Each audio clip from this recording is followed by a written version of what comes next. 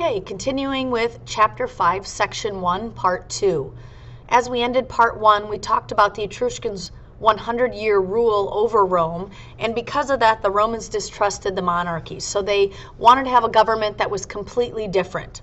Most of the government of Rome was ruled by the patricians, and these were the wealthy people or great landowners of ancient Rome. Another group of people of ancient Rome were the plebeians, and these were the less wealthy landholders. Sometimes they were the craftsmen, merchants, and small farmers. The beginning of the word plebeians, or plebe, is still used today. It's actually given as a nickname to freshmen at the military academy known as West Point. Now, according to the Roman Republic, both could vote, and that was part of being a republic. However, only patricians could be elected. And if they were elected, they were called senators or consuls. So the consuls, 2 of them were elected every year, and they were the government officials that would run the government and also lead the army. And of course, they only wanted them to rule for 1 year, so they didn't get into that same situation they were with the Etruscans ruling for 100 years. They also elected 2 of them because they did not, again, want to be ruled by 1 individual. And so they made sure that 2 consuls were elected. They also elected praetors, and these were government officials that were in charge of civil law, what I would consider to be judges. They also elected the Senate, and the Senate was 300 patricians who would advise the government officials and approve laws for ancient Rome.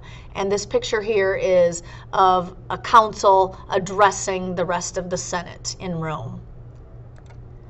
They also elected the Centuriate Assembly, and this was a people's assembly that elected other chief officials like the consuls and the praetors, and they passed laws which typically were based on laws that helped the wealthy, because the wealthy were the ones that always had the majority in the Centuriate Assembly.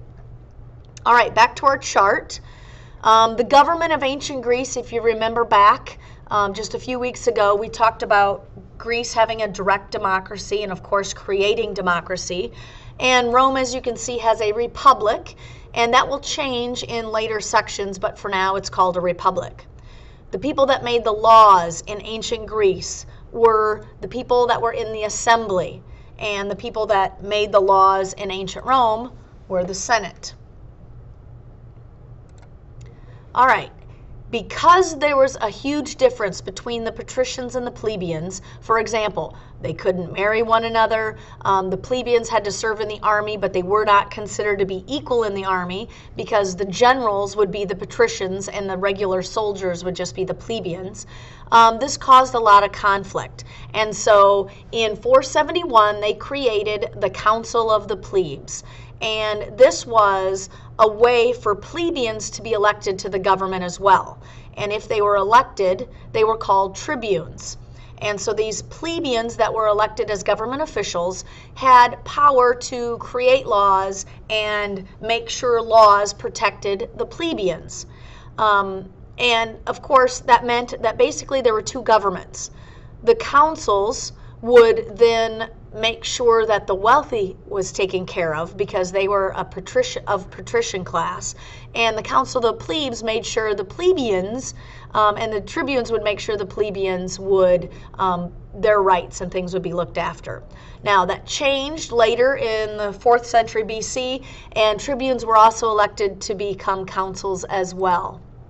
And in 287 BC, they had the right to pass laws that concerned all Roman citizens, not just the plebeians, and all male Roman citizens were supposed to be equal under Roman law. However, in reality, that was not the case. Roman law was probably one of the most important contributions of Rome to us and our political system and system of laws.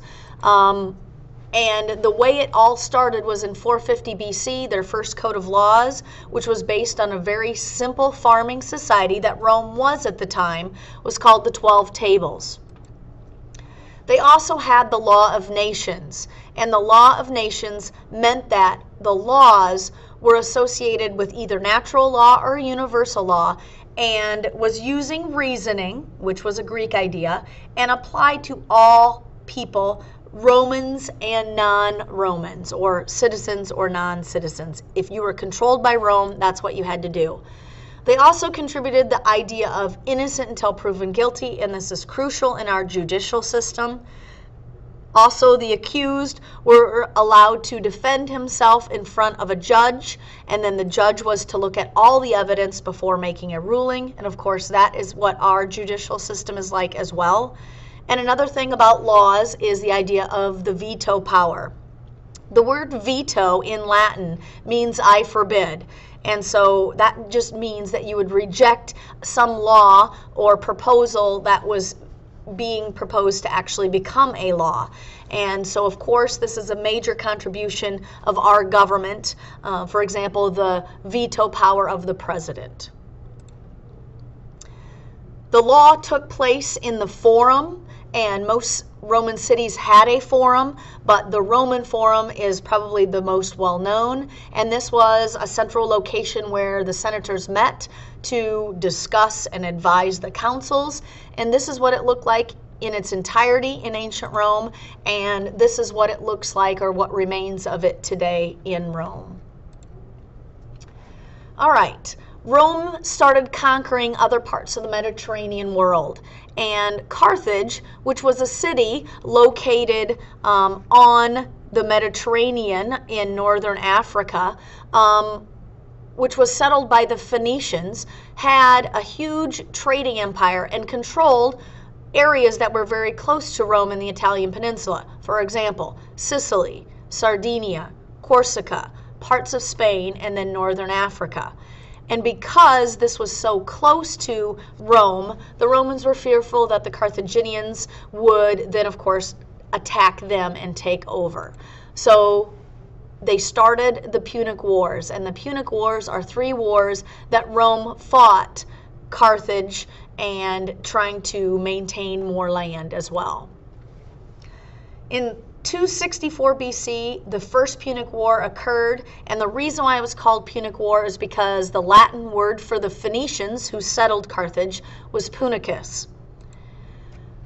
Rome, who had a very good army, sent that to Sicily, but saw that, of course, Phoenicians, being the seafaring individuals that they were from Lebanon or Phoenicia in the ancient times, had a powerful navy. Romans saw the need to create a navy, and so they did so. The Romans defeated the Phoenicians and claimed Sicily as their first Roman province.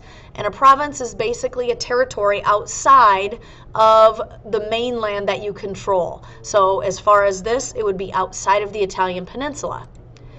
And Carthage also had Spanish land under their control, and so the Romans were trying to plant a seed to the Carthaginians located in Spain to revolt against Carthage, and later that would actually help Rome. Hannibal, who was a Carthaginian general, who was a son of another general, was taught at an early age that you were to hate the Romans. And so that's what really started the Second Punic War, is because his father taught him to hate the Romans. All right, on our maps, we're of course going to label a couple of places. You already have Italy, the Tiber River, Rome, and the Mediterranean Sea.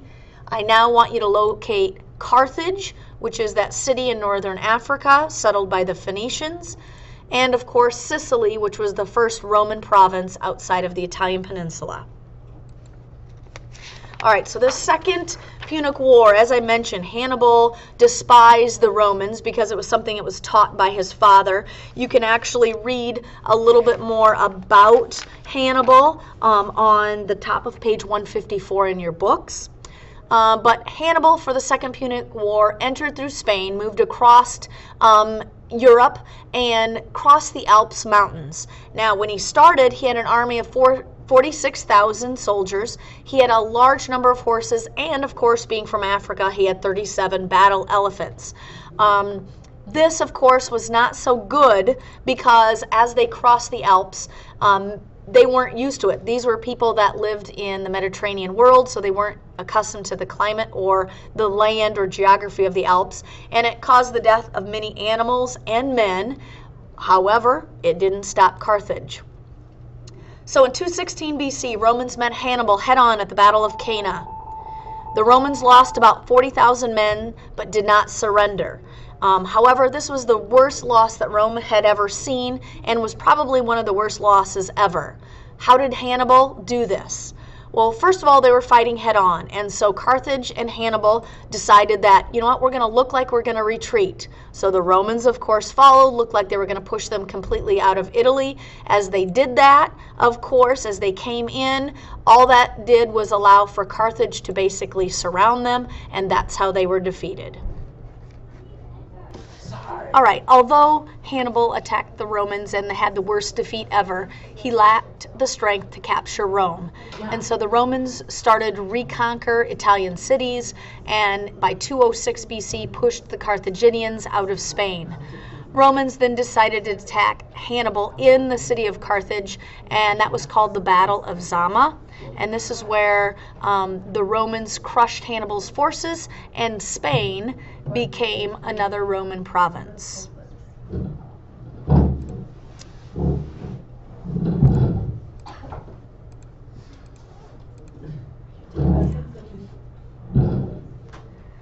On your maps, go ahead and label Spain and the Alps, because those are the two new places in our notes.